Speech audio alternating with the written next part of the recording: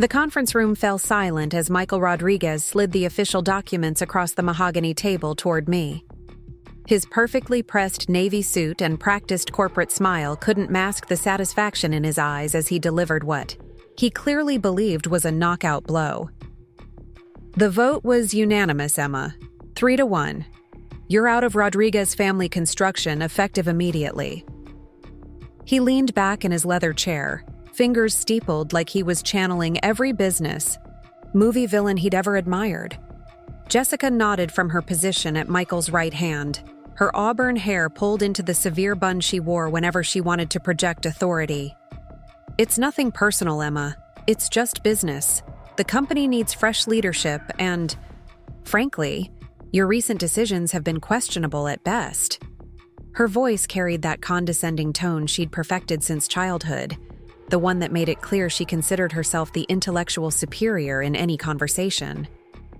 David, the youngest of us at 28, shifted uncomfortably in his seat but said nothing.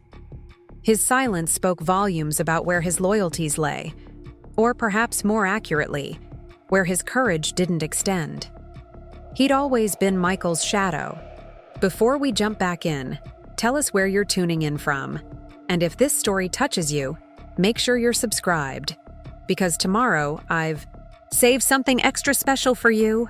Following along with whatever direction the wind blew rather than forming his own opinions about family matters. I looked down at the termination papers, noting the legal letterhead and official seals that Michael had clearly spent considerable money obtaining.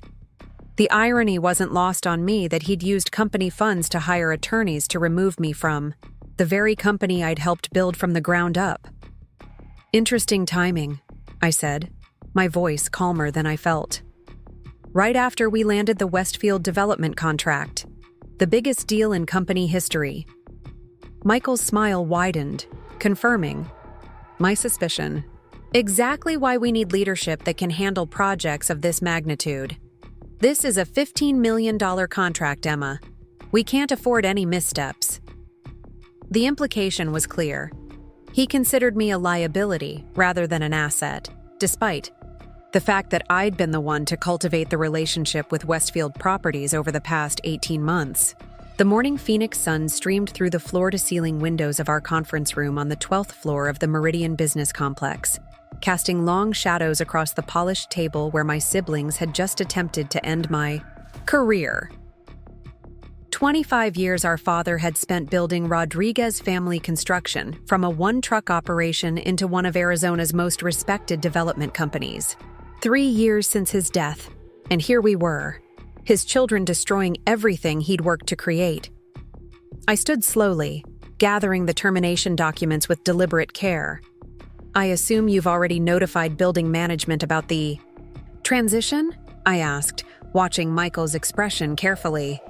After all, someone will need to handle the lease negotiations when they come up for renewal next month. A flicker of confusion crossed his face before he recovered his composure. That's being handled through our corporate attorneys. Nothing for you to worry about anymore. He gestured toward the door with the kind of dismissive wave he'd probably practiced in the mirror. Security will escort you to your office to collect your personal items. Your access cards and company equipment need to be surrendered before you leave the building. Jessica pulled out her phone, already texting what I assumed were instructions to have my company credit cards canceled and my name removed from business accounts. She'd always been efficient when it came to cutting people out of situations, a skill she'd honed through years of social maneuvering in college and beyond. We'll have accounting calculate any final payments owed to you, she added, without looking up from her screen. Though given your recent unauthorized expenditures, there may be some discrepancies to resolve. The unauthorized expenditures comment was particularly rich coming from Jessica, who'd spent the past year charging everything from her personal gym membership to weekend spa trips to the company expense account. But I let it slide, having learned long ago that arguing with my siblings often proved as productive as reasoning with a brick wall. The path that led to this moment of sibling betrayal had begun 3 years earlier, with our father's unexpected death from a heart attack at 62. Carlos Rodriguez had been the kind of man who commanded respect through competence rather than intimidation, building relationships throughout Phoenix's construction industry based on reliability, quality work, and his word being his bond.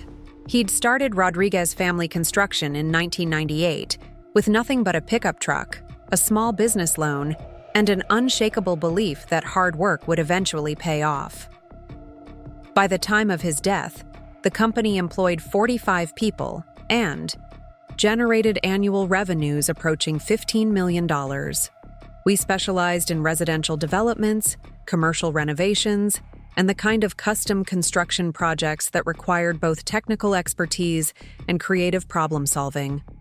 Dad had always insisted that our success came from treating every project, regardless of size, as if our family's reputation depended on the outcome. The transition after his death had been rocky from the start. While Dad had always talked about the company being a family legacy, he'd never formalized a clear succession plan. Michael, as the eldest, had immediately assumed he should take over as president and CEO. Jessica had positioned herself as the natural choice for chief financial officer, leveraging her MBA and her talent for making spreadsheets look professional, even when the underlying numbers told a more complicated story. David had been content to continue in his role overseeing job sites and managing our crew supervisors, a position that suited his preference for hands-on work over boardroom politics. And me? I'd been serving as vice president of development and acquisitions, the role that had me traveling throughout Arizona, identifying potential projects, building relationships with property developers, and negotiating the contracts that kept our pipeline full. Despite the unofficial nature of our roles, we'd managed to keep the company running smoothly for the first year after Dad's death. Our established relationships with subcontractors, suppliers, and clients provided stability during the transition, period. The work continued, the bills got paid, and the Rodriguez family name maintained its reputation for quality construction throughout the Phoenix metropolitan area. The problems began in year 2 when Michael started making decisions without consulting the rest of us. He'd hired an expensive business consultant named Marcus Webb, a slick-talking former corporate executive who specialized in optimizing family business operations. Webb had filled Michael's head with ideas about modernizing our approach, streamlining operations, and maximizing profitability through what he called strategic restructuring. Under Webb's influence, Michael had begun treating Rodriguez Family Construction less like a family business and more like a corporate acquisition target. He'd pushed for new policies that prioritized profit margins over the long-term relationships Dad had spent decades building. Several of our longtime subcontractors had been replaced with cheaper alternatives that often delivered subpar work. Quality control issues had started cropping up on job sites, leading to costly delays and client complaints. Jessica had supported Michael's transformation enthusiastically, seeing an opportunity to implement the business school theories she'd never had the chance to apply in her previous job at a mid-sized accounting firm. She'd created elaborate financial projections showing how Webb's recommendations could increase our profitability by 30% within 18 months. The projections looked impressive on paper, but they failed to account for the intangible value of the relationships and reputation Dad had spent years cultivating. I'd tried raising concerns about the direction we were heading, but my objections had been dismissed as resistance to change. Michael had developed a habit of framing any disagreement with his vision as disloyalty to the family business, a particularly effective manipulation tactic given our shared grief over Dad's death and our desire to honor his legacy. The breaking point had come 6 months ago, when Michael announced his intention to take the company public within 3 years. He'd brought in investment bankers to conduct a preliminary valuation and had started implementing the kind of corporate governance structures that would be required for a public offering. The irony was that Dad had always rejected opportunities to sell or merge with larger construction companies, specifically because he'd wanted to maintain the family atmosphere and personal touch that set us apart from our competitors.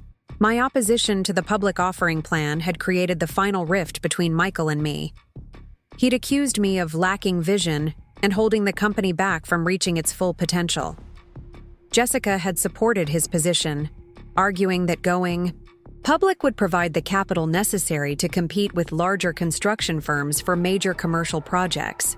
David, predictably, had avoided taking sides while quietly supporting whatever Michael decided.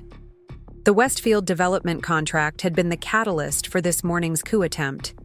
I'd spent 18 months cultivating a relationship with Patricia Westfield, the CEO of Westfield Properties, one of Arizona's most successful residential developers. Patricia had been impressed by our family's reputation and our track record of completing projects on time and under budget. When her company decided to break ground on their largest planned community development, she'd specifically requested that Rodriguez Family Construction submit a bid. The project involved building infrastructure and model homes for a 300-unit residential community in Chandler, with potential for additional work on future phases if the initial development went well. The total contract value was just over $15 million, representing nearly doubling our typical annual revenue and positioning us for significant growth over the next 2 years. I'd managed the entire bidding process, working with our TAWI estimators and project managers to develop a comprehensive proposal that balanced competitive pricing with realistic timelines and quality standards.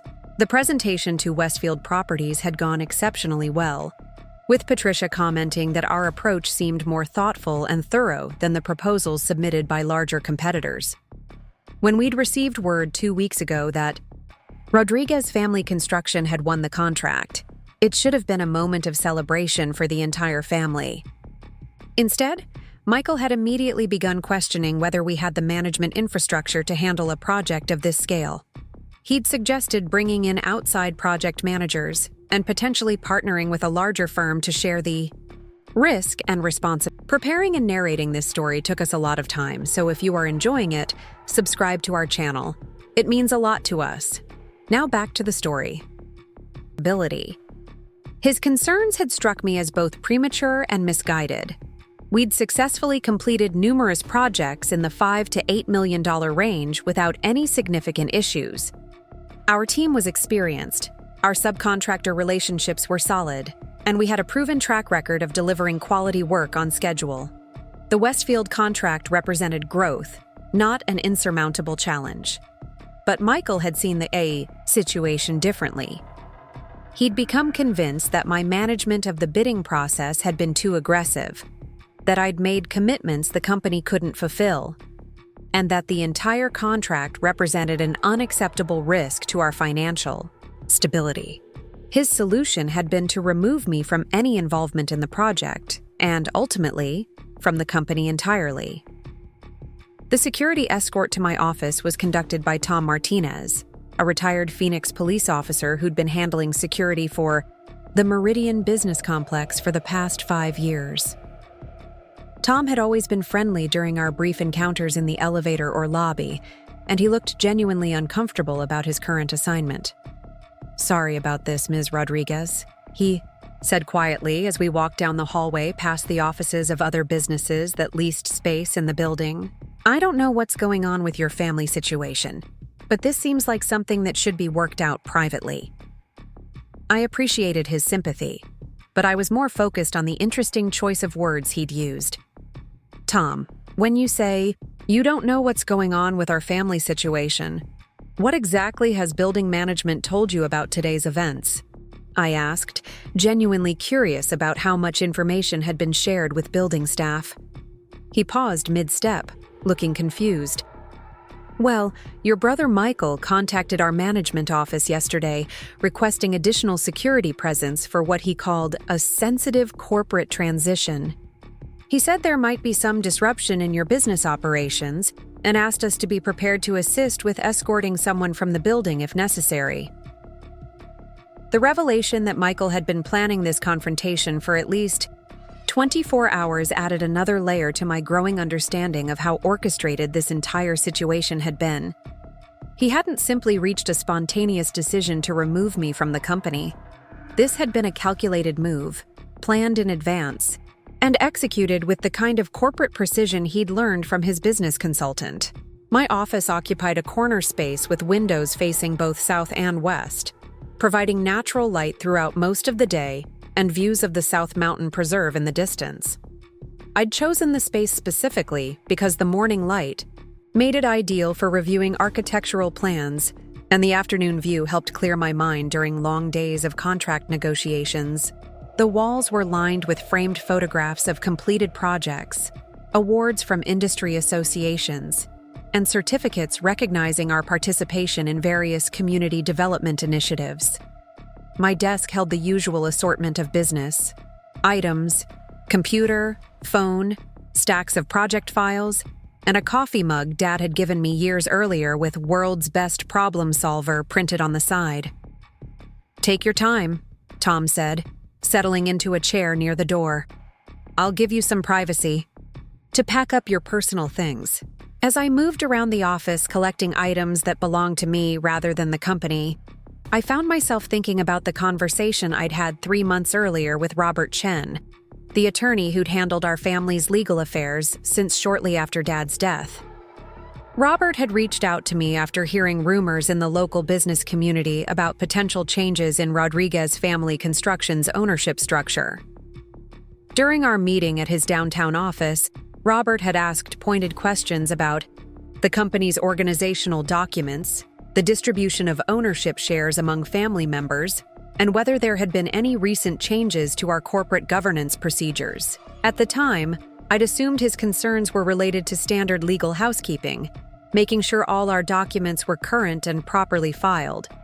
But Robert had pressed deeper, asking about my personal financial situation and whether I'd given any thought to protecting my interests in the event of a family business dispute. His questions had seemed overly cautious at the time, but now I realized he'd been trying to prepare me for exactly the kind of situation that had unfolded this morning.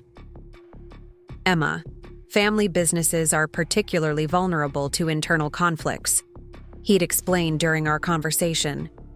"When emotions and money intersect, rational decision-making often becomes difficult.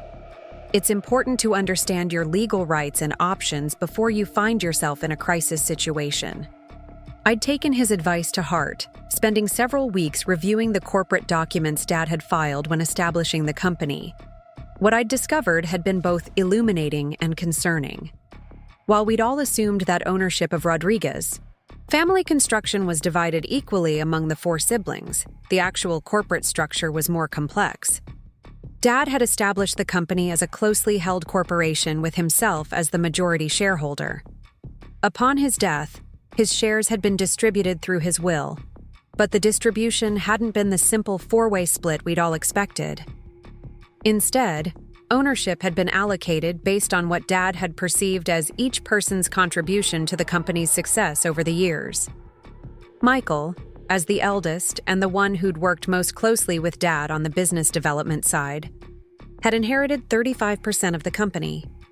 I'd received 30%, reflecting my role in acquisitions and project development. Jessica had been allocated 20%, corresponding to her involvement in financial management. David, who joined the company most recently and in a more limited capacity, had inherited 15%.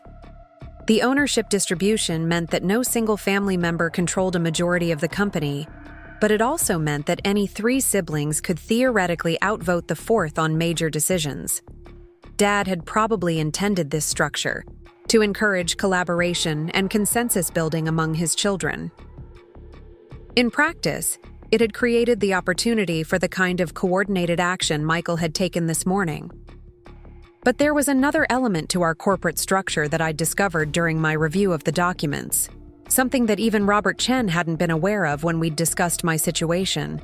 Hidden within the dense legal language of the Yahweh incorporation papers was a provision that Dad had included as a safeguard against exactly the kind of internal conflict that was now threatening to destroy the company.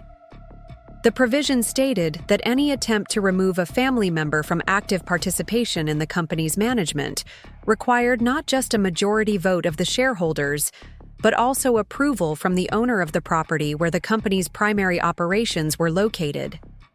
It was an unusual clause, the kind of thing that might seem like legal overkill until circumstances made its wisdom apparent. Dad had included this provision because he'd understood something that his children had forgotten in the years since: his death. Rodriguez Family Construction didn't own the Meridian business complex where our offices were located. We were tenants, paying monthly rent like any other business leasing space in the building. But the building itself, all 12 floors and 200,000 square feet of prime Phoenix commercial real estate, belonged to Sunset Ridge Properties, LLC, a company I'd quietly established 2 years earlier using funds I'd accumulated through careful investment of my share of Dad's life insurance proceeds and profits from some successful personal real estate transactions. The purchase of the Meridian business complex had been a strategic decision rather than an emotional one. The building was well located, professionally managed, and provided steady rental income from a diverse mix of commercial tenants. More importantly, owning the property where our family business operated gave me a degree of protection against exactly the kind of situation that had developed this morning. Michael, Jessica, and David had spent the past hour celebrating what they believed was my removal from Rodriguez Family Construction. They'd probably already begun discussing how to divide my responsibilities and how to position my departure to clients and employees. What they hadn't considered was that their newly restructured company would need to find somewhere else to conduct business. Because as of today, Rodriguez Family Construction was no longer welcome in the Meridian business complex. The aftermath of my supposed termination unfolded exactly as Michael had choreographed it.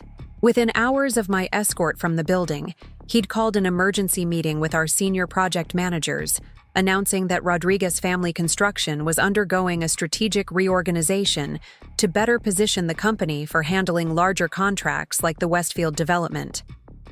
He'd presented my departure as a mutual decision, emphasizing that all family members remained committed to Dad's vision, while acknowledging that sometimes change was necessary for growth. Jessica had handled the financial communications with typical efficiency, sending emails to our bank, insurance companies, and key suppliers informing them of the management transition. She'd been careful to frame the changes as an evolution rather than a crisis, maintaining the professional tone that had always been her strength in client-facing communications. Her message to our accounts receivable contacts had been particularly smooth, requesting that all future payments be directed through new processing procedures that would centralize financial oversight under her direct supervision. David had taken on the responsibility of communicating with our job site supervisors and crew leaders, many of whom had worked with our family for years and might have questions about my sudden absence. His approach had been characteristically straightforward, explaining that I'd decided to pursue other opportunities while assuring everyone that current projects would continue without interruption. Several of the supervisors had expressed surprise at the news, but David had deflected their concerns by emphasizing the company's commitment to maintaining employment stability during the transition. The speed and coordination of their communications strategy revealed just how thoroughly they'd planned this coup. Every potential concern had been anticipated, every stakeholder contact had been assigned to a specific family member, and every message had been crafted to minimize disruption to ongoing business operations. Michael's business consultant had clearly provided detailed guidance on managing corporate transitions, ensuring that the removal of a key executive could be accomplished with minimal external visibility. But their assumption that I would simply disappear quietly into the Arizona sunset demonstrated a fundamental misunderstanding of both my character and my strategic position. They'd spent so much energy planning how to remove me from the company that they'd failed to consider what I might do in response. Their focus had been entirely on the immediate tactical challenge of getting me out of the building, not on the longer-term implications of their actions. The first indication that their victory might be less complete than anticipated came 2 days after my termination, when Michael received a call from Patricia Westfield requesting a meeting to discuss some modifications to the development contract. Patricia had specifically asked that I participate in the discussion, explaining that she'd been impressed by my understanding of her company's objectives and wanted to ensure continuity in our working relationship as the project moved forward. Michael had handled the call professionally, explaining that I was no longer with Rodriguez Family Construction, but assuring Patricia that the company remained fully committed to delivering exceptional results on the Westfield project. He'd suggested that Jessica could provide the continuity Patricia was seeking, emphasizing her financial expertise and her familiarity with all aspects of the contract terms. Patricia's response had been polite but firm. While she appreciated Jessica's qualifications, she'd developed the relationship with Rodriguez Family Construction specifically because of her confidence in my approach to project management and client communication. She'd made it clear that my departure represented a significant change in the working relationship she'd expected when signing the contract. The conversation had ended with Patricia requesting time to review her options, a diplomatic way of indicating that Westfield Properties might reconsider their decision to work with Rodriguez Family Construction. Michael had tried to schedule a follow-up meeting to address her concerns, but Patricia had been non-committal, saying she'd be in touch once she'd had time to assess the situation. Jessica had attempted to minimize the significance of Patricia's reaction, arguing that client relationships were transferable and that Westfield Properties had signed a legally binding contract that couldn't be easily canceled. She'd pointed out that construction contracts typically included specific performance requirements rather than personal service clauses, meaning that the identity of individual project managers shouldn't affect the enforceability of the agreement. But Michael had recognized the threat Patricia's concerns represented to their newly restructured company. The Westfield contract wasn't just their largest deal ever. It was the foundation for all of Jessica's financial projections about the company's future growth. Losing the contract would be devastating both financially and reputationally, potentially affecting their ability to compete for similar projects in the future. His solution had been to reach out to Marcus Webb, his business consultant, for advice on managing client relationships during corporate transitions. Webb had recommended a full-court press approach, involving presentations, relationship-building events, and whatever incentives might be necessary to reassure Westfield Properties that Rodriguez Family Construction remained the right choice for their development project. The irony of the situation wasn't lost on me as I watched these developments unfold from my new vantage point as an outside observer. Michael had removed me from the company partly because he'd believed I'd overcommitted to the Westfield contract, creating risks the company couldn't handle. Now he was discovering that my removal might cost them the very contract he'd been worried about, creating exactly the kind of crisis he'd been trying to avoid. Meanwhile, I'd been using my unexpected free time to address some long overdue personal business matters. The first item on my agenda had been a comprehensive meeting with Robert Chen to review my legal position and discuss options for protecting my interests in the evolving family business situation. Robert had been unsurprised by the developments, having warned me months earlier that family business conflicts often escalated quickly once they began. During our meeting in his downtown office, Robert had walked me through the legal implications of my termination from Rodriguez Family Construction. While my siblings had the shareholder votes necessary to remove me from active management, the corporate documents didn't allow them to simply confiscate my ownership stake in the company. I remained a 30% shareholder, regardless of my employment status, entitled to dividend distributions and input on major corporate decisions. More importantly, Robert had reminded me about the unusual provision in our incorporation documents that required property owner approval for management changes. He'd helped me understand that this clause gave me essentially veto power over my own removal, since I controlled the property where the company operated. The legal language was complex, but the practical effect was straightforward. Rodriguez Family Construction couldn't function without my consent, as long as they remained tenants in the Meridian business complex. Robert had also explained the implications of my position as the building owner for the family business situation. As landlord, I had the right to terminate their lease for any violations of the rental agreement terms. I could also decline to renew the lease when it expired, forcing them to relocate their operations elsewhere. Given the specialized nature of their business requirements and the current commercial real estate market in Phoenix, finding alternative space would be both expensive and time-consuming. The conversation had clarified my strategic options, while also highlighting the delicate nature of my position. Using my property ownership to retaliate against my siblings would certainly be effective, but it would also escalate the family conflict to a level that might be impossible to repair. Robert had counseled patience and strategic thinking, suggesting that the threat of my leverage might be more powerful than actually exercising it. But our discussion had also revealed another dimension to the situation that I hadn't fully appreciated before. My ownership of the Meridian business complex wasn't just a defensive asset. It was a platform for building something entirely new. The building housed dozens of businesses across various industries, creating opportunities for networking, collaboration, and strategic partnerships that I'd never explored while focused on my role within the family construction company. As building owner, I'd received monthly reports from the property management company detailing occupancy rates, tenant satisfaction levels, and maintenance requirements. These reports had given me insights into the Phoenix commercial real estate market that could be valuable for starting my own development consulting firm. Several tenants had mentioned interest in expansion or relocation services that I could potentially provide based on my background in construction and property development. The seed of a new business concept had begun forming during my conversations with Robert. Rather than fighting to return to a family company where I clearly wasn't wanted, I could leverage my industry expertise and property ownership to create something entirely under my control.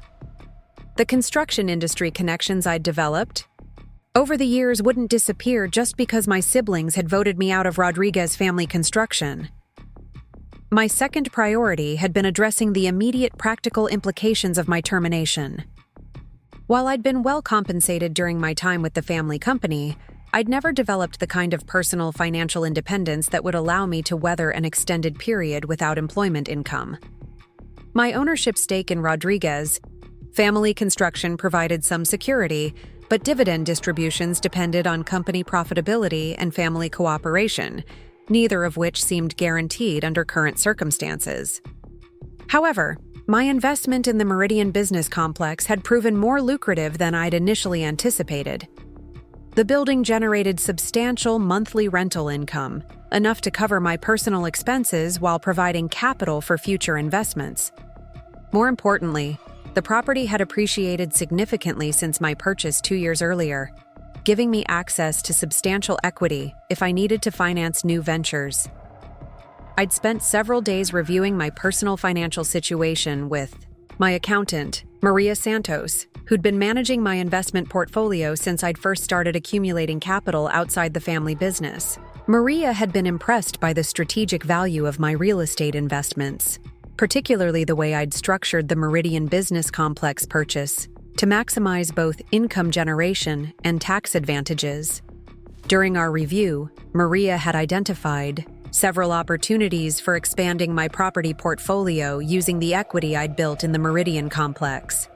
The Phoenix commercial real estate market remained strong, with demand for high-quality office and retail space continuing to outpace supply in desirable locations.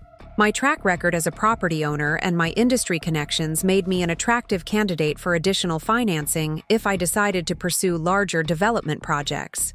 But Maria had also cautioned me about the risks of rapid expansion, particularly given the uncertainty surrounding my relationship with Rodriguez Family Construction. While my siblings couldn't touch my personal assets, any ongoing legal disputes or family conflicts could affect my ability to secure financing or attract business partners. She'd recommended maintaining a conservative approach until the family business situation stabilized one way or another. The third element of my post-termination strategy had involved reaching out to professional contacts throughout the Phoenix construction and development community. I'd been careful to frame these conversations as routine networking rather than job searching, but I'd wanted to gauge market reaction to my departure from Rodriguez Family Construction and assess opportunities for future collaboration. The responses had been illuminating and largely supportive. Several development companies had expressed interest in working with me on future projects, either as a consultant or in a more formal partnership arrangement. My reputation in the industry had apparently been built more on personal relationships and project results than on my association with the family company, giving me confidence that I could succeed independently if necessary. One particularly intriguing conversation had been with Elena Vasquez, the CEO of Desert Vista Development, one of Phoenix's most successful commercial property companies. Elena had known my father professionally and had always been impressed by Rodriguez Family Construction's approach to client relationships and project quality. She'd been surprised to hear about my departure and had suggested meeting for lunch to discuss potential opportunities for collaboration. Elena's interest had been both personal and professional. Desert Vista Development specialized in large-scale commercial projects that required coordination with multiple contractors and service providers. My background in managing complex construction projects and my understanding of the local market made me a potentially valuable addition to their network of preferred partners and consultants. More intriguingly, Elena had mentioned that Desert Vista was considering expanding into residential development, an area where they lacked internal expertise. The success of projects like the Westfield development had demonstrated the profitability of high-end residential communities, but Elena's company had hesitated to enter the market without experienced guidance. My background with Rodriguez Family Construction could provide exactly the expertise they needed to make that transition successfully. The conversation with Elena had reinforced my growing confidence that leaving Rodriguez Family Construction might represent an opportunity rather than just a crisis.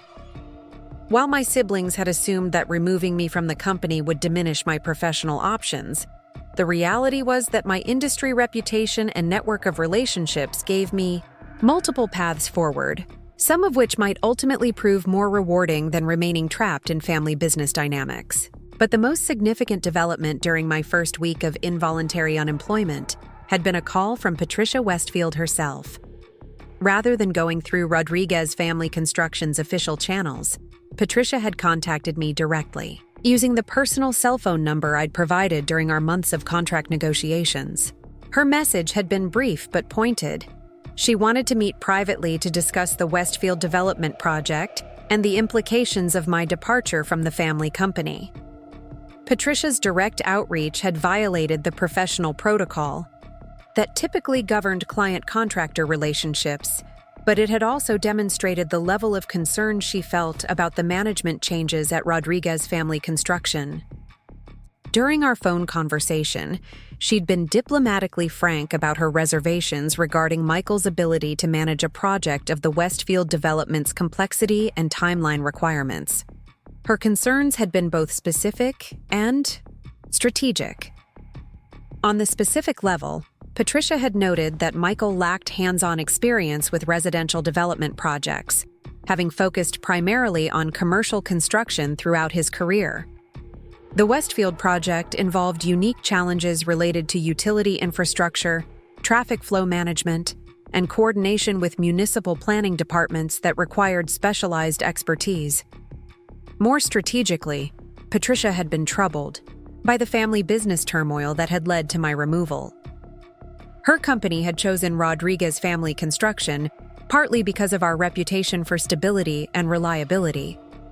The internal conflicts that had resulted in my termination suggested potential problems with decision-making processes and project continuity that could affect the development timeline and quality standards. Patricia had proposed meeting at Desert Grounds Cafe, a neutral location where we could discuss the situation candidly without the formal constraints that would apply to an official business meeting. She'd emphasized that her primary concern was protecting Westfield Properties' interests in the development project, but she'd also expressed personal disappointment about my departure from a company she'd come to respect during our working relationship. The meeting with Patricia had been scheduled for the following morning, giving me time to consider how to handle what was clearly a delicate situation. While I appreciated her confidence in my abilities and her concern about the project's future, I needed to be careful about how I responded to her outreach. Any appearance of attempting to undermine Rodriguez Family Construction could have legal implications and would certainly escalate the family conflict to a new level. At the same time, Patricia's concerns about the project were legitimate and reflected realities that my siblings might not fully appreciate. The Westfield development represented not just a significant business opportunity, but also a test of Rodriguez Family Construction's ability to compete for the kind of large-scale projects that would define the company's future. If the project failed due to management inadequacies, the consequences would extend far beyond the immediate financial losses. As I prepared for the meeting with Patricia, I found myself reflecting on the broader implications of the family business crisis that had developed over the past week. My siblings had succeeded in removing me from active management of Rodriguez Family Construction, but they'd also created new problems that they might not be equipped to handle. Their assumption that I would simply disappear had prevented them from considering how my departure might affect client relationships, project continuity, and the company's long-term strategic position. The pattern of control that had led to my termination was the same pattern that had been developing within the family business for the past 2 years. Michael's increasing authoritarianism, Jessica's tendency to prioritize financial metrics over relationship management, and David's passive acceptance of decisions made by his older siblings had created a dynamic where dissent was discouraged, and alternative perspectives were dismissed as disloyalty. Dad had built Rodriguez Family Construction on principles of collaboration, quality craftsmanship, and long-term relationship building. His approach had been to listen carefully to client needs, deliver exceptional results, and maintain the kind of reputation that generated referrals and repeat business. The company's success had been based on trust, both internal trust among family members and external trust with clients and industry partners. But the business philosophy that Michael had embraced under Marcus Webb's influence represented a fundamental departure from Dad's approach. The focus on financial optimization, corporate restructuring, and aggressive growth strategies might produce short-term results, but it risked undermining the relationship-based foundation that had made the company successful in the first place. My removal from the company had been the logical culmination of this philosophical shift. Rather than addressing the underlying tensions about the company's direction through family discussion and compromise, Michael had chosen to eliminate the source of disagreement entirely. His solution had been efficient in the short term, but it had also eliminated the internal voice that had been advocating for maintaining the values and practices that had made Rodriguez Family Construction successful. The irony was that in trying to protect the company from what he perceived as my risky decision-making, Michael had created risks that were potentially far more dangerous to the company's future. Client relationship problems, family business, instability, and the loss of institutional knowledge represented threats that couldn't be addressed through corporate restructuring or financial optimization alone. As I drove toward my meeting with Patricia Westfield the next morning, I realized that my siblings' assumption of weakness might prove to be their most significant miscalculation. They'd treated my termination as the end of a problem, when in reality, it might have been the beginning of a much larger challenge to their control of Rodriguez Family Construction and their understanding of how power actually worked within our family business structure. The morning Arizona sun cast long shadows across the parking lot of Desert Grounds Cafe as I pulled into a space near the entrance. Through the large windows, I could see Patricia already seated at a corner table, her laptop open and papers spread around her workspace like someone who had arrived early to prepare for an important conversation. She looked up as I entered, her expression serious but welcoming, the demeanor of someone who had difficult topics to discuss but was committed to handling them professionally. As I approached her table, I understood that the next hour would likely determine not just the future of the Westfield development project, but also the trajectory of my own career and my relationship with the family business that had defined my professional identity for the past decade. My siblings might have assumed that voting me out would solve their problems, but they were about to discover that some patterns of control are more fragile than they appear. Patricia Westfield's handshake was firm, but her eyes held the kind of concern that comes from watching a carefully planned project suddenly become complicated. She'd ordered black coffee and had a legal pad filled with notes, suggesting this wasn't going to be a casual conversation about my departure from Rodriguez. Family construction. The morning rush at Desert Grounds Cafe provided enough background noise to ensure privacy, but Patricia had chosen a table positioned so we could speak freely without being overheard by other patrons. Emma, I'll be direct because I think we both value straight talk, she began, settling back in her chair with the posture of someone preparing to address serious business. Your departure from Rodriguez Family Construction has created some significant concerns for Westfield Properties. When we signed that contract, we weren't just hiring a construction company. We were entering into a partnership with specific people we trusted to deliver results. I appreciated her candor, though I was careful to maintain professional boundaries despite the personal nature of her outreach. I understand your concerns, Patricia. Major personnel changes can always create uncertainty about project continuity. What specific aspects of the Westfield development are you most worried about? She pulled out a folder containing what appeared to be project timelines and specification documents. The infrastructure coordination alone requires someone who understands both the technical requirements and the municipal approval processes.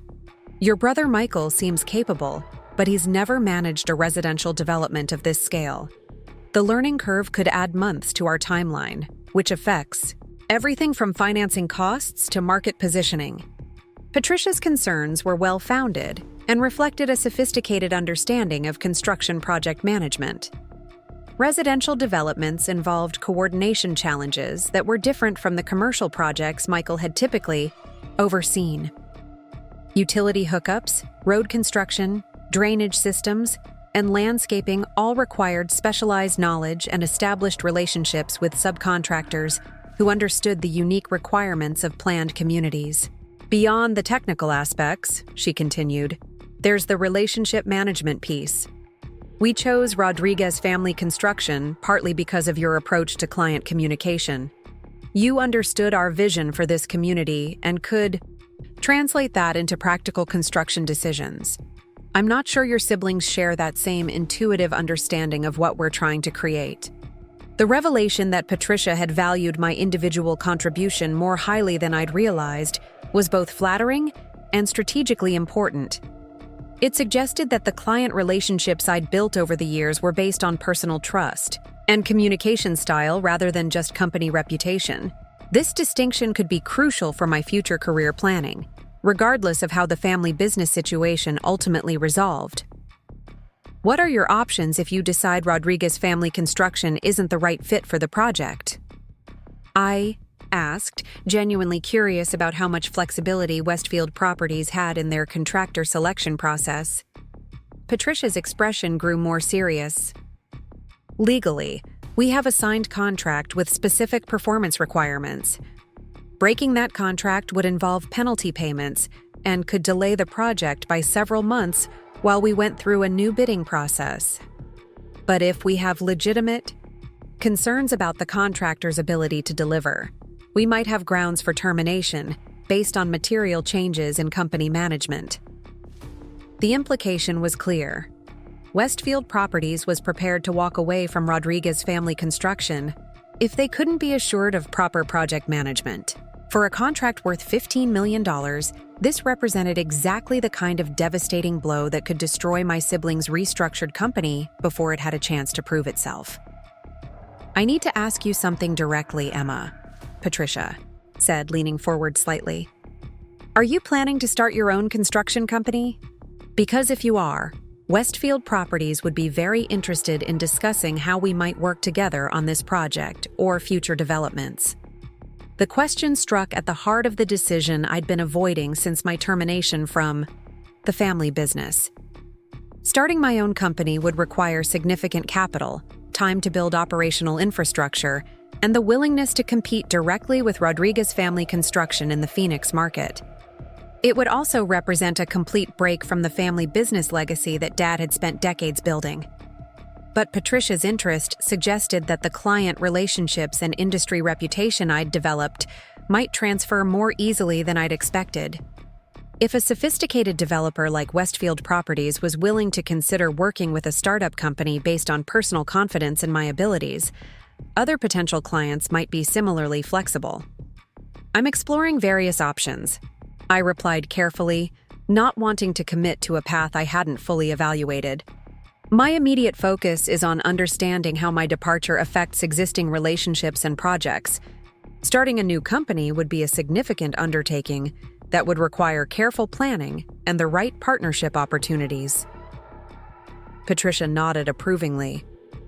I understand the need for caution, but I want you to know that if you do decide to go that route, Westfield Properties would be interested in being your first major client.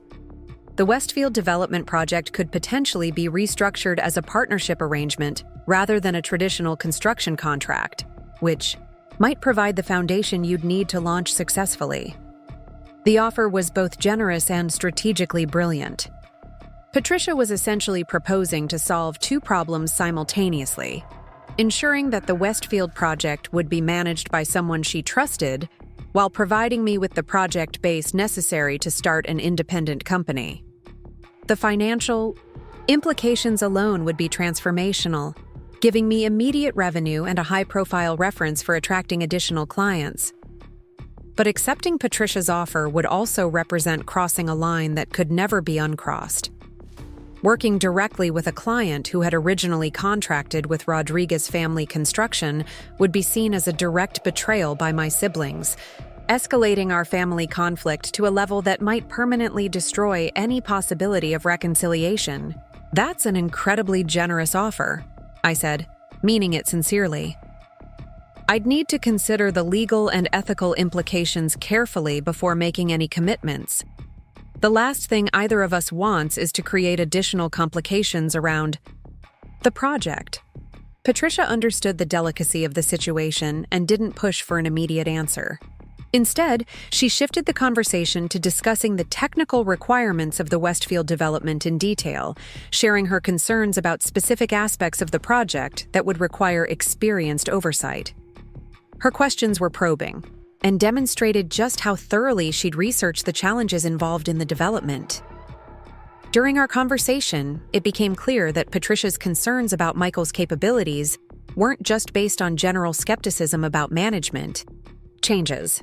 She'd done her homework, researching his background and previous projects to assess whether he had the experience necessary to handle the Westfield development successfully.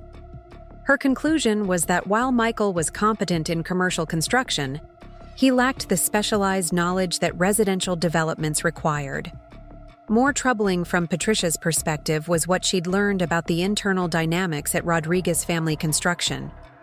Through her network of industry contacts, she'd heard rumors about family conflicts and management instability that raised questions about the company's ability to maintain focus on major projects. The construction industry in Phoenix was small, enough that news about family business disputes traveled quickly among developers and contractors. "Emma, I'm going to be completely frank with you about something," Patricia said as our conversation began to wind down. "The word in the industry is that your removal from Rodriguez Family Construction was about more than just management philosophy differences. People are talking about financial pressures and family disputes that could affect the company's stability." The revelation that industry gossip was already circulating about our family situation was concerning but not entirely surprising. The Phoenix construction community was tightly knit, and major personnel changes at established companies typically generated speculation about underlying causes. If potential clients were beginning to question Rodriguez Family Construction's stability, it could affect their ability to compete for future projects beyond just the immediate challenges with the Westfield development. "Without getting into family details," I replied, "I can tell you that there were genuine disagreements about the company's strategic direction. Sometimes those disagreements reach a point where separation becomes the best option for everyone involved." Patricia accepted my diplomatic response but pressed ahead with her broader point. "The reason I'm sharing this with you is that Westfield Properties needs to protect our interests in this development project. If there are ongoing instability issues at Rodriguez Family Construction, we need to know about them before they affect our timeline or project quality." I understood her position completely. From Westfield Properties' perspective, They'd entered into a contract with a stable, established construction company and suddenly found themselves dealing with family business turmoil that could jeopardize their project. Patricia had every right to be concerned about how these changes might affect her company's interests. As we prepared to leave Desert Grounds Cafe, Patricia handed me her business card with her personal cell phone number written on the back. "Emma, I want you to think seriously about my offer to restructure this as a partnership opportunity. I believe you have the expertise and vision to make the Westfield development exceptional, and I'd rather work with someone I trust than sticks with a contract that might not deliver the results we need." The drive back to my apartment gave me time to process the implications of my conversation with Patricia. Her offer represented an incredible opportunity to establish my own company, with a major project already in place, but it also represented a potential point of no return in my relationship with my siblings. Once I began competing directly with Rodriguez Family Construction for their most important contract, there would be no possibility of reconciliation or return to the family business. More immediately, I needed to consider whether I had any obligation to warn Michael about Patricia's concerns. While my siblings had treated me badly, Rodriguez Family Construction remained partly my company as a shareholder, and its failure would affect my financial interests as well. The ethical considerations were complex, involving family loyalty, business obligations, and my own career interests in ways that didn't have clear precedents. I decided to call Robert Chen to discuss both the legal implications of Patricia's offer and my potential obligations regarding the information she'd shared. Robert's legal expertise would be crucial for understanding how to navigate this situation without creating additional complications for myself or exposing myself to claims of interference with Rodriguez Family Construction's business relationships. Robert was available for a phone consultation that afternoon, and I explained the situation in detail during our conversation. His initial reaction was cautious but not discouraging. From a legal standpoint, Patricia's offer to restructure the AE Westfield project as a partnership with a new company was permissible, as long as it didn't involve interference with the existing contract through fraudulent or deceptive means. The key question, Robert explained, is whether Westfield Properties has legitimate grounds for terminating their contract with Rodriguez Family Construction. If they do, and if they choose to work with you instead, that's a business decision they're entitled to make. You wouldn't be stealing their contract. You'd be accepting business from a client who chose to work with you. Robert also pointed out that my shareholders' position in Rodriguez Family Construction created some additional considerations. As a part owner of the company, I had fiduciary obligations that could potentially conflict with competing for their business. However, those obligations were balanced against my right to pursue my own career interests, particularly since I'd been terminated from active management against my will. My recommendation, Robert concluded, is that you focus on building your own independent business rather than actively competing for Rodriguez Family Construction's existing contracts. If clients choose to work with you based on their own assessment of their needs, that's different from actively soliciting their business away from your family company. The distinction Robert drew was important, but subtle. I could accept business that came to me naturally based on client preferences, but I shouldn't actively pursue Rodriguez Family Construction's clients or deliberately undermine their existing relationships. This approach would allow me to build an independent company while minimizing the risk of legal complications or accusations of unfair competition. Over the next several days, I found myself developing a clearer vision for what an independent construction and development consulting company might look like. Rather than trying to replicate Rodriguez Family Construction's full-service approach, I could focus on the areas where my expertise was strongest: project development, client relationships, and the kind of strategic consulting that companies like Desert Vista Development had expressed interest in.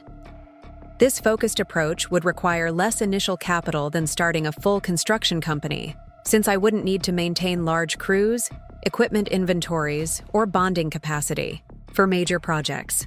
Instead, I could work as a development consultant and project manager, partnering with established contractors and subcontractors to deliver results for clients who valued specialized expertise over corporate infrastructure.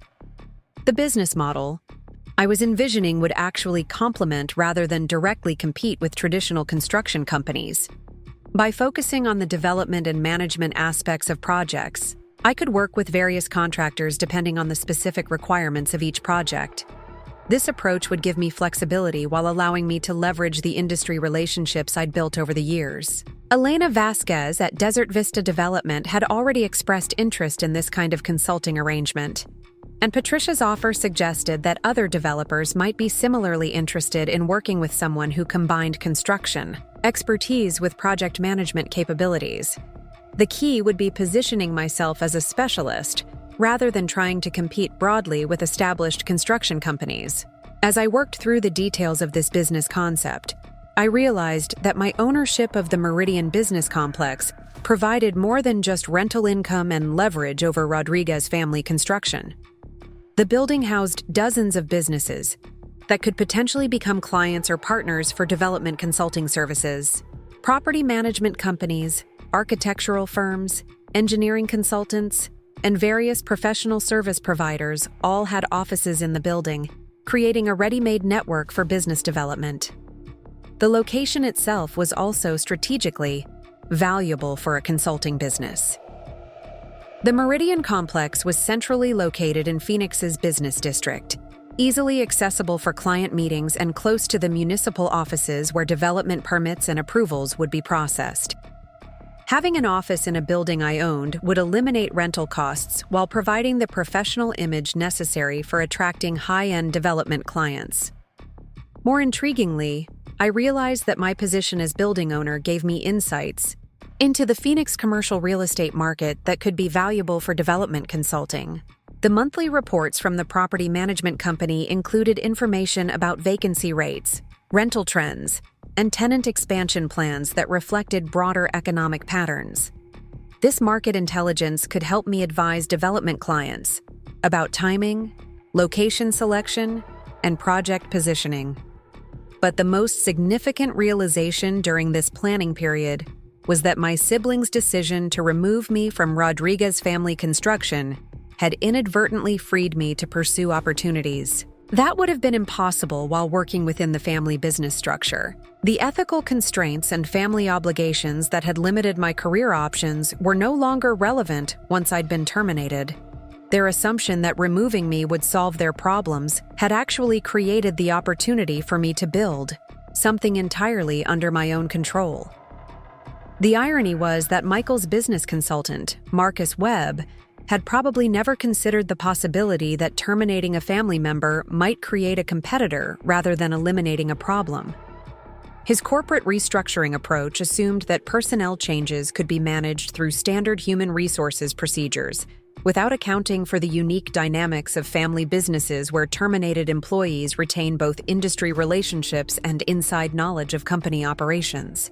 My access to Rodriguez Family Construction's client list, project histories, and operational procedures gave me insights that would be valuable for starting a competing business. While I had no intention of using confidential information inappropriately, my understanding of how the company operated and what clients valued would certainly inform my approach to building an independent practice. Even more significant was my knowledge of the company's current limitations and vulnerabilities. Michael's inexperience with residential development, Jessica's focus on financial metrics over relationship management, and David's passive approach to client communication all represented weaknesses that a competitor could potentially exploit. I understood these limitations not from external observation, but from years of working alongside my siblings and observing their management styles firsthand. The combination of industry relationships, market knowledge, and understanding of competitor weaknesses represented exactly the kind of strategic advantages that successful entrepreneurs typically needed to launch new ventures. My siblings had inadvertently provided me with everything necessary to compete effectively against Rodriguez Family Construction, assuming I chose to pursue that path.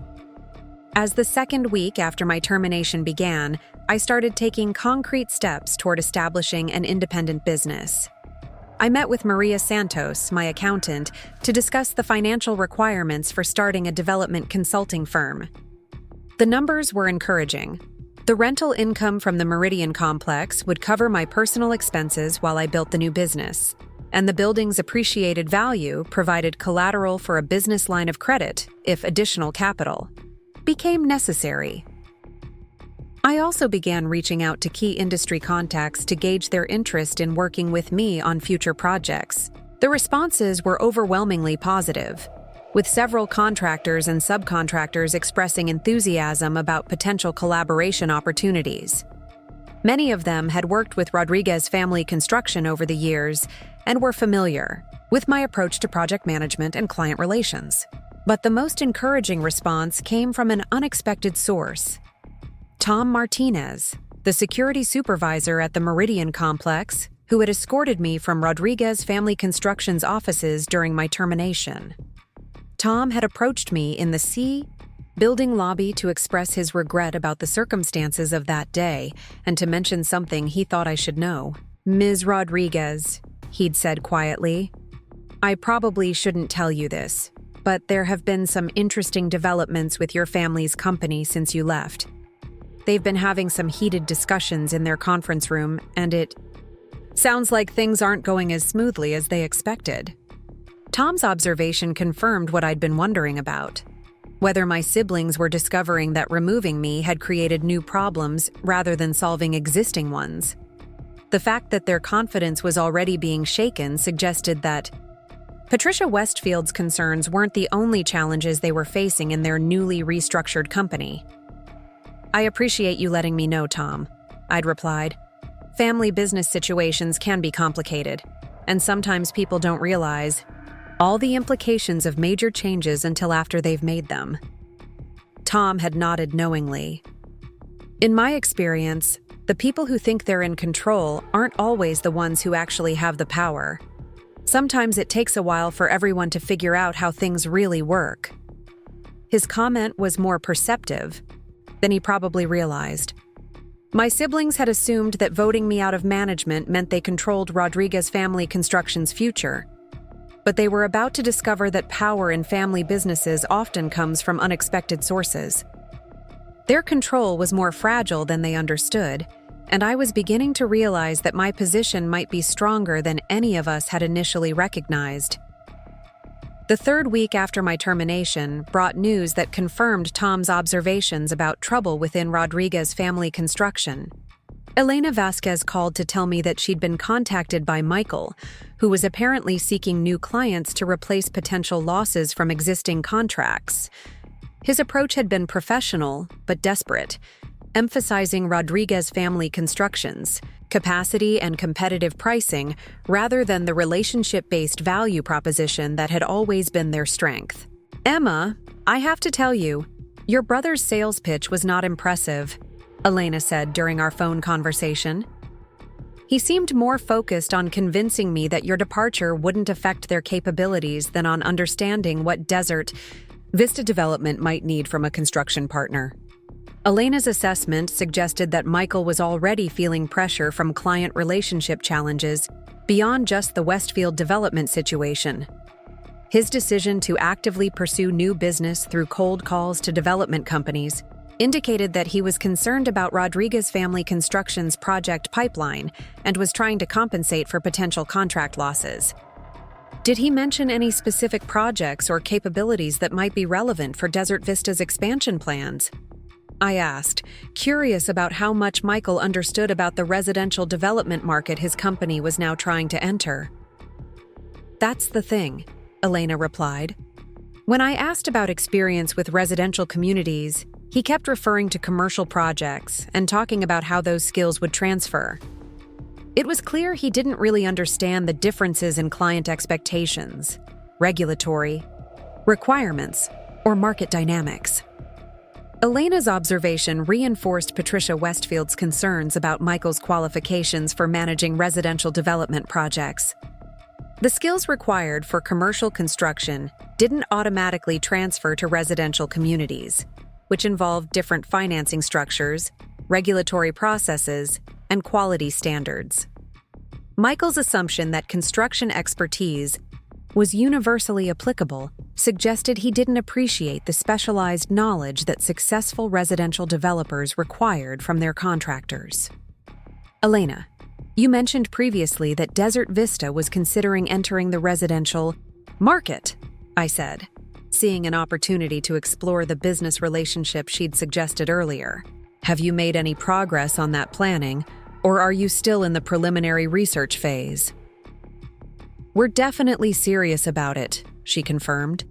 The profit margins on high-end residential communities are attractive, and we think our commercial development experience would translate well to the operational side.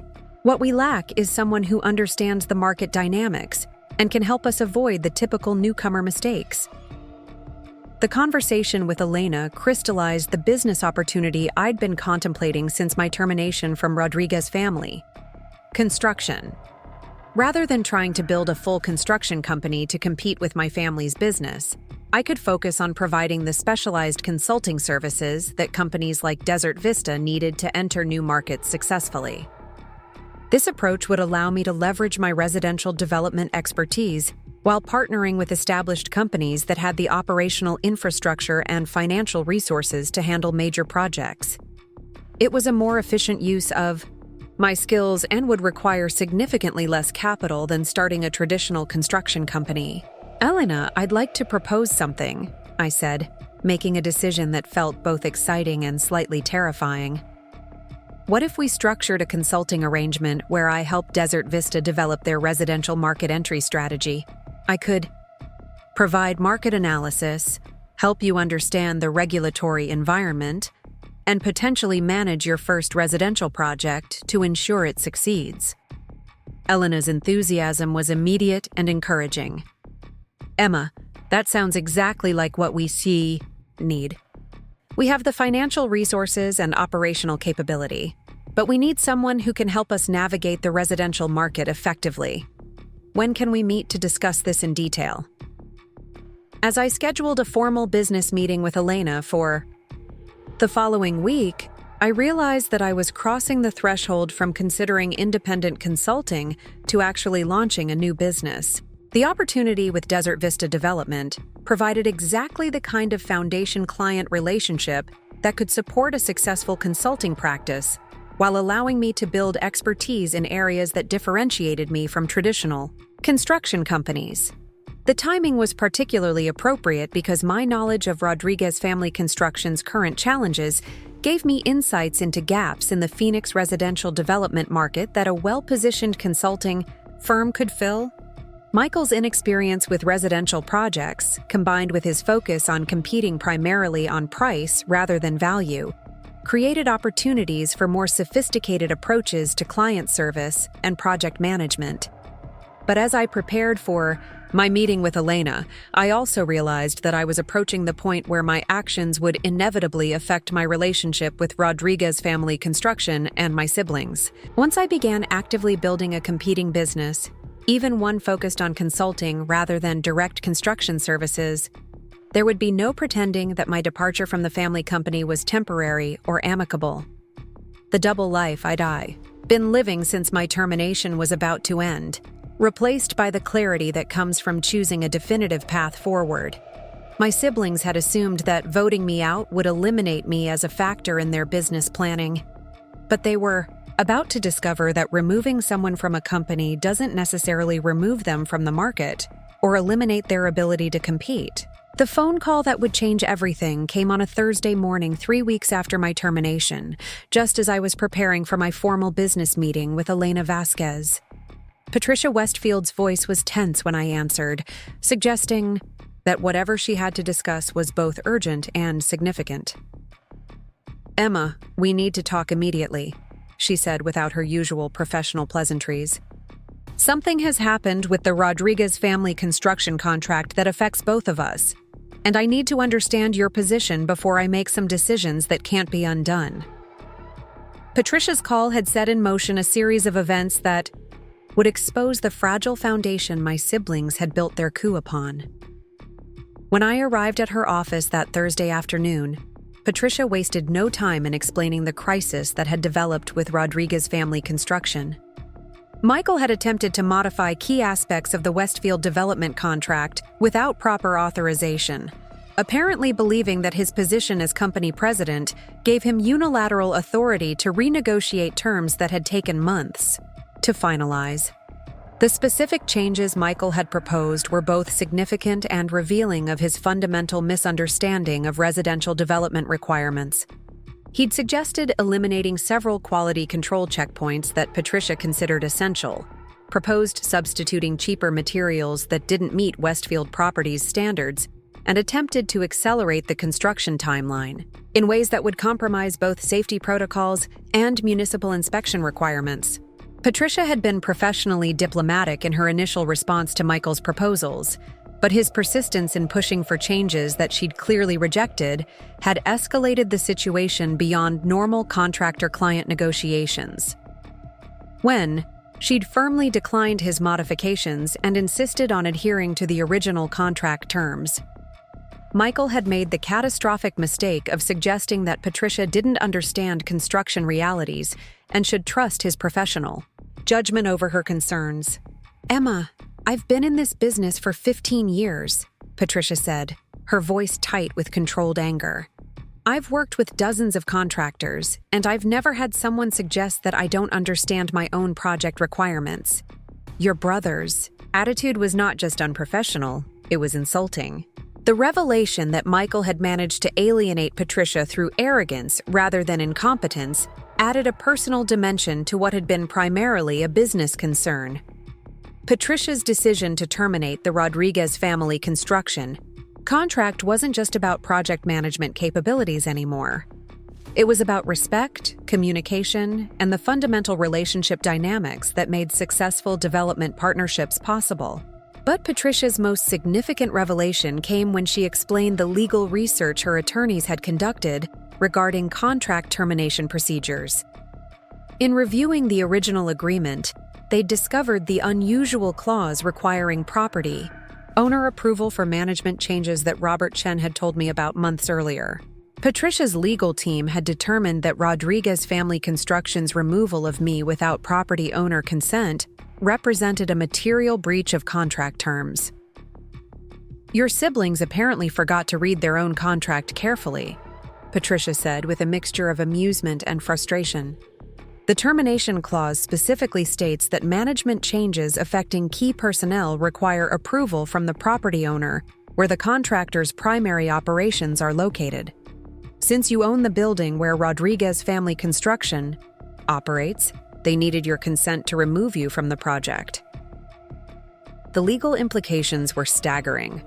Not only had my siblings failed to comply with the contract requirements when they terminated me, but their breach had given Patricia grounds to cancel the entire $15 million agreement without penalty. More importantly, the same clause that protected me also gave Patricia the option to restructure the contract with a different entity if the property owner approved the change. "Patricia, are you saying that Westfield Properties wants to transfer the contract to a new company?" I asked, wanting to be absolutely clear about what she was proposing.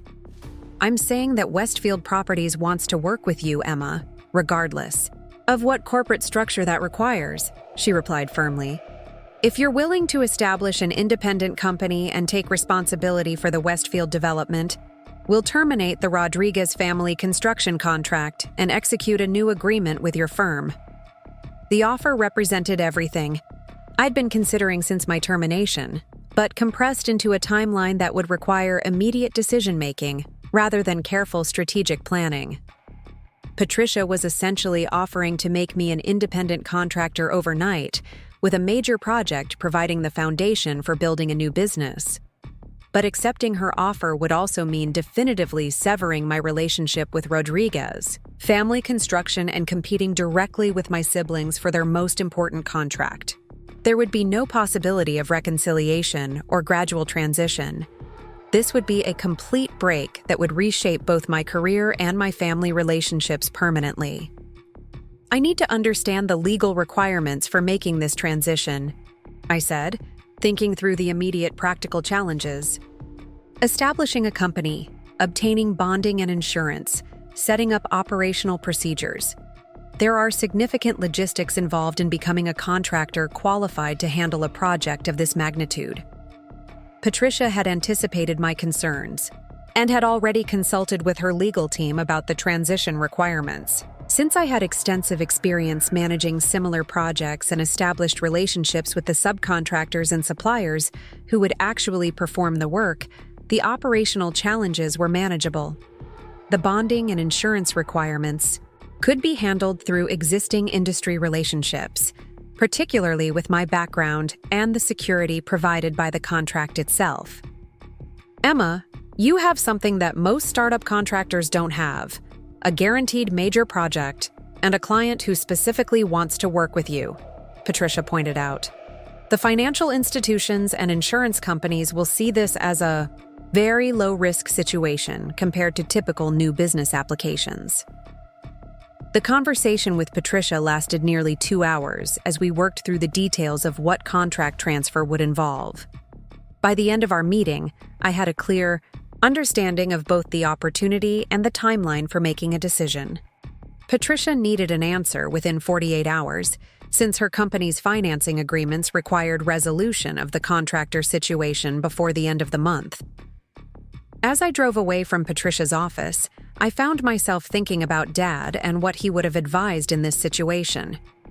He'd always emphasized the importance of family loyalty, but he'd also taught me that business success required making difficult decisions based on facts rather than emotions. The reality was that my siblings had created this crisis through their own actions, and my decision now was whether to help them avoid the consequences or to protect my own interests. I called Robert Chen to schedule an emergency consultation for that evening. The legal implications of Patricia's offer needed to be thoroughly understood before I made any commitments, particularly regarding my ongoing shareholding relationship with Rodriguez Family Construction and potential claims of unfair competition or interference with business relationships. Robert's analysis was thorough and ultimately reassuring. Since Rodriguez Family Construction had breached the contract terms by removing me without property owner consent, their legal position was weak. Patricia's decision to terminate the contract was justified by their actions, not by any interference on my part. If she chose to work with me instead, that was a business decision she was entitled to make based on her assessment of project requirements. The key principle here, Emma, is that your siblings created this situation through their own choices, Robert explained. You didn't solicit Patricia's business or interfere with their contract. They violated the contract terms, and she's responding by exercising her legal rights. If she prefers to work with you, that's a natural consequence of their breach, not unfair competition on your part.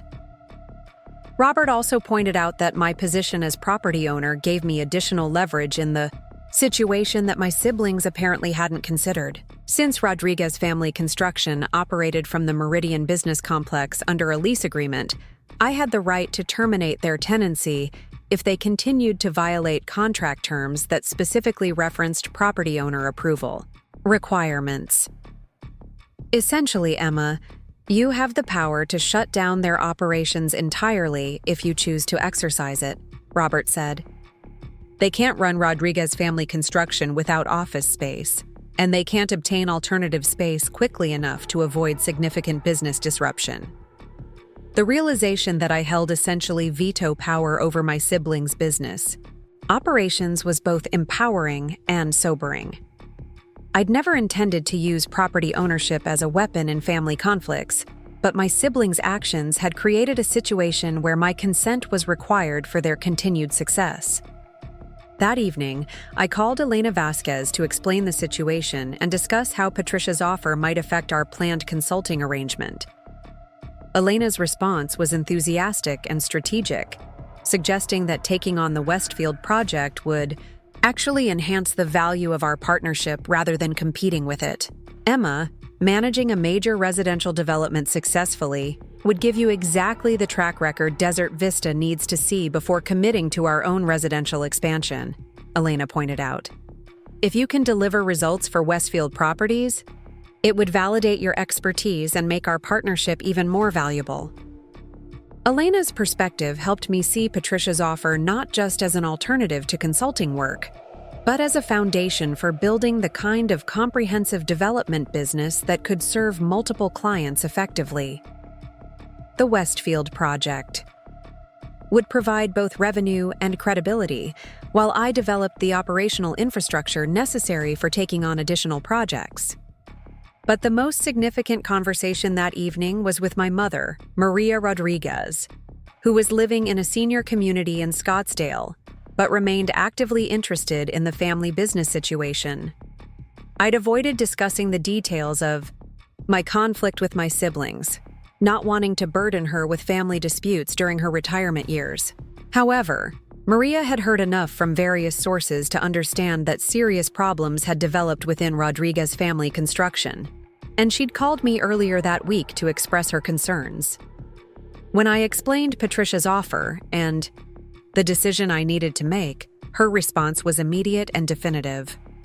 "Emma, your father spent 25 years building that company, but he built it for his children, not for any particular corporate structure," she said firmly. "If your brothers and sister have chosen to exclude you from the family business, then you have every right to build your own success. Dad would be proud of you for having the courage to compete on your own terms." Maria's support was both emotionally meaningful and strategically important. As Dad's widow and a respected figure in Phoenix's Hispanic business community, her endorsement of my decision would carry weight if questions arose about family loyalty or business ethics. More practically, her approval meant I wouldn't have to worry about dividing family loyalties between my generation and hers. The next morning, I woke with a clarity about my decision that felt both exciting and inevitable. My siblings had assumed that removing me from Rodriguez family construction would solve their problems and eliminate me as a factor in their business planning.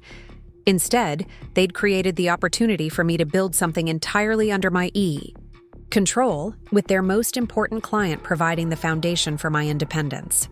I called Patricia at 9 o'clock sharp to officially accept her offer.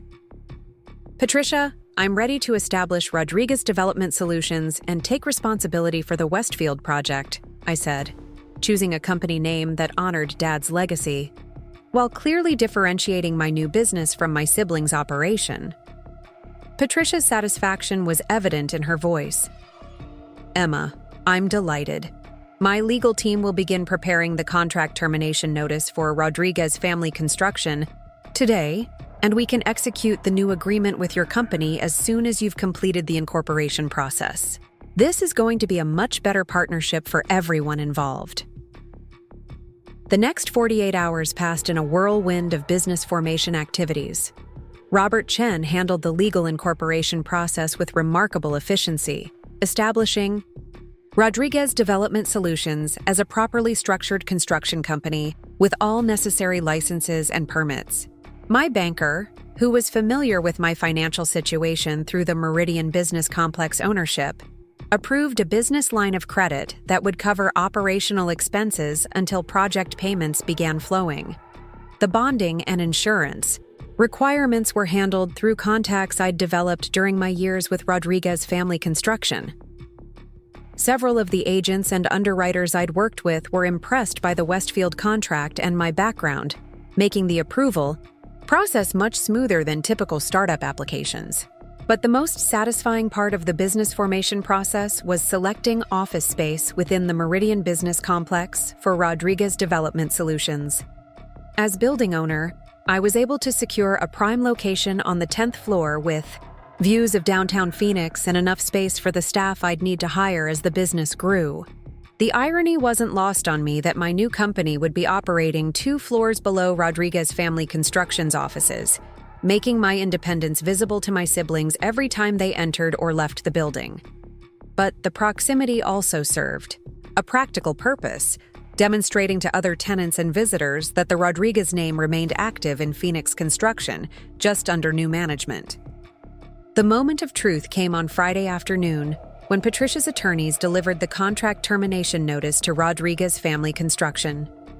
I wasn't present for my siblings' reaction, but Tom Martinez later told me that the sound of shouting from their conference room had been audible throughout the 12th floor. Michael's response was predictably aggressive and legally misguided. Within 2 hours of receiving the termination notice, he'd called an emergency meeting of Rodriguez, Family Construction's shareholders, demanding that I be forced to block Patricia's decision and maintain the original contract. His assumption was that I could somehow be compelled to exercise my property owner rights in ways that benefited the family company regardless of my own interests. Jessica had taken a more analytical approach, spending the afternoon reviewing the contract terms and legal documentation to understand how Patricia had justified the termination. Her conclusion was that Rodriguez Family Construction's legal position was essentially hopeless, since they had indeed violated the property owner approval requirement when they removed me from the project. David had been characteristically passive, apparently stunned by the rapid deterioration of what had seemed like a successful corporate restructuring just a week earlier. His silence during the family crisis meeting spoke volumes about his recognition that the confident assumptions underlying my termination had been fundamentally flawed. But the most revealing response had come from Marcus Webb, Michael's business consultant, who had apparently been unaware of the property owner approval clause in the original contract. His corporate restructuring expertise hadn't extended to the careful legal analysis that family business transitions required, leading to advice that had ultimately proved disastrous for his client. The phone call I'd been expecting came Saturday morning. Michael's voice was controlled but tense when I answered, carrying the tone of someone who was trying to manage a crisis that had spiraled beyond his expectations. "Emma, we need to meet," he said without preamble. "This situation with the Westfield contract has gotten out of hand, and we need to find a solution that works for everyone." I appreciated his directness, though I noticed he was still framing the crisis as a situation that had developed independently rather than acknowledging his role in creating it. "Michael, I'm willing to talk, but I want to be clear about something from the start. Rodriguez Development Solutions is moving forward with the Westfield project. That decision has been made and can't be reversed." The silence on the other end of the line lasted long enough that I wondered if the call had been disconnected. When Michael spoke again, his voice carried a note of desperation that I'd never heard from him before. "Emma, that contract represents more than half of our projected revenue for the next 2 years. Without it, Rodriguez Family Construction might not survive as a viable company. There has to be some way we can work together on this." His admission that losing the Westfield contract threatened the company's survival was both startling and revealing. Michael's confident assertions about Rodriguez Family Construction's strength and growth potential had apparently been based on financial projections that depended entirely on securing and completing the Westfield development successfully. "Michael, you and Jessica and David made a decision to remove me from the company," I replied calmly. "That decision had consequences that you apparently didn't fully consider. I'm not responsible for solving the problems your choices created."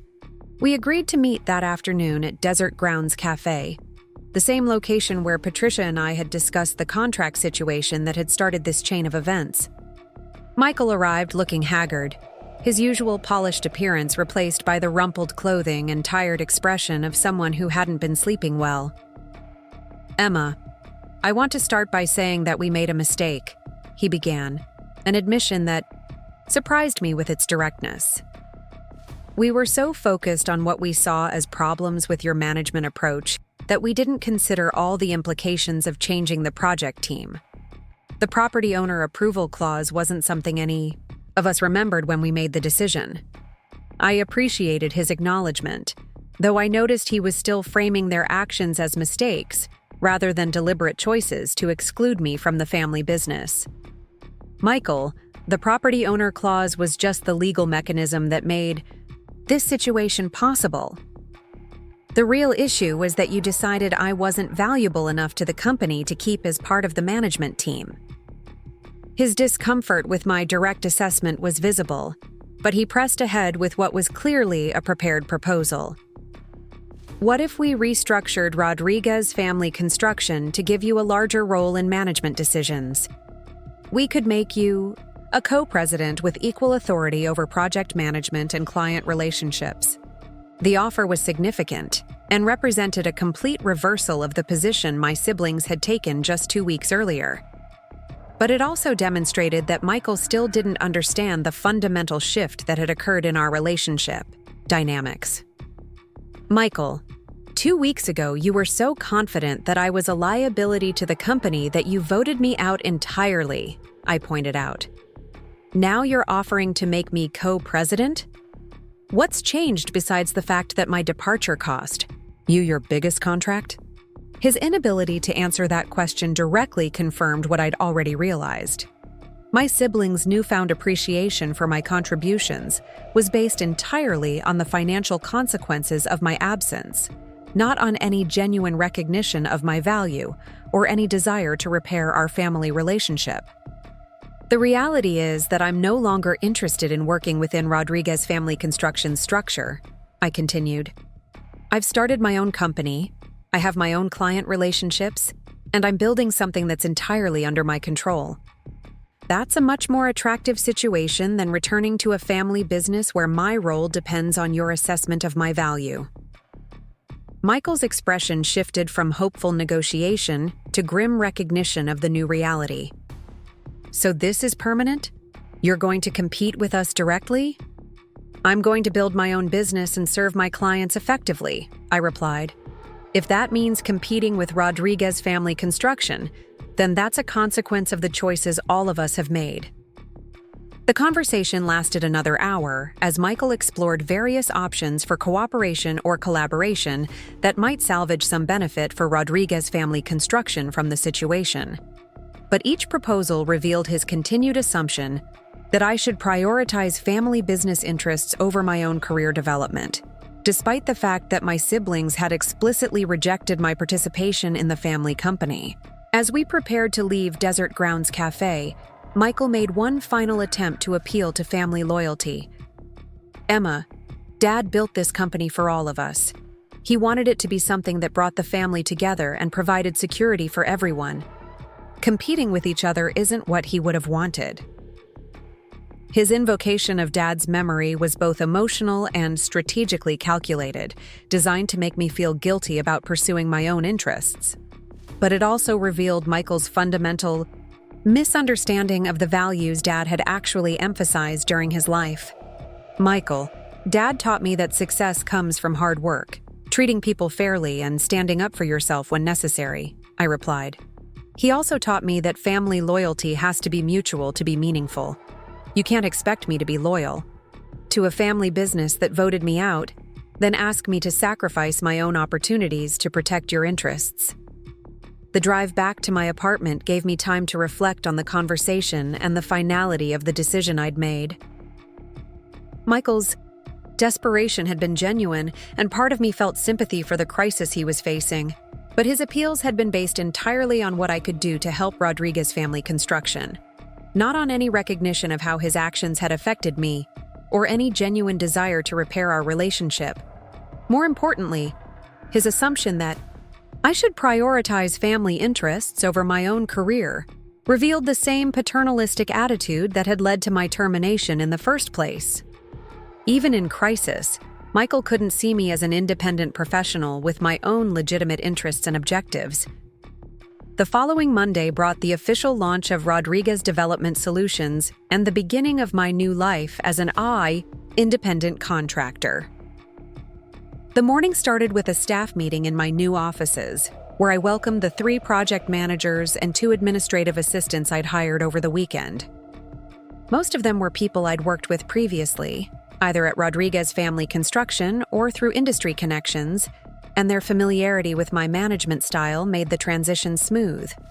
The view from my 10th floor office provided a perfect perspective on downtown Phoenix and the construction projects that were reshaping the city's skyline. As I prepared for my first day as a company owner, I could see crews working on developments throughout the valley, representing the opportunities and challenges that lay ahead for Rodriguez Development Solutions. But the most satisfying moment Of that first morning was the phone call from Patricia Westfield, officially welcoming Rodriguez Development Solutions as Westfield Properties contractor for their largest residential development. Her confidence in my ability to deliver exceptional results provided the foundation for everything I plan to build with my new company. Emma, I want you to know that this partnership represents exactly the kind of relationship Westfield Properties values, Patricia said during our conversation. We're not just hiring a contractor, we're working with someone who understands our vision and has the expertise to make it reality. As I hung up the phone and looked out at the Phoenix skyline, I realized that my siblings' assumption of weakness had become the catalyst for my greatest strength. They'd thought that removing me from Rodriguez Family Construction would solve their problems and eliminate me as a factor in their business planning. Instead, they'd freed me to build something entirely my own, with their most important client providing the foundation for my independence. The grandfather clock in my office, a gift I'd purchased to mark the launch of Rodriguez Development Solutions, chimed 9 times as I began the first day of my new career. Each toll represented not just the passage of time, but the rhythm of a business built on my own terms, serving clients who valued my expertise, and creating opportunities that were limited only by my vision and determination. 2 floors above, Rodriguez Family Construction was beginning their first week without the Westfield contract, trying to salvage a restructured company that had lost its most important project and its most experienced development professional. Their assumption that voting me out would strengthen their position had proven to be one of the most costly miscalculations in the company's 25-year history. But in my new office, with sunlight streaming through windows that overlooked the city Dad had taught me to love, I was building something that honored his legacy while proving that sometimes being thrown out is the first step toward finding where you truly belong. The Rodriguez name would continue in Phoenix construction, just under new management that understood the difference between family loyalty and family control. Up next, you've got 2 more standout stories right on your screen. If this one hit the mark, you won't want to pass these up. Just click and check them out.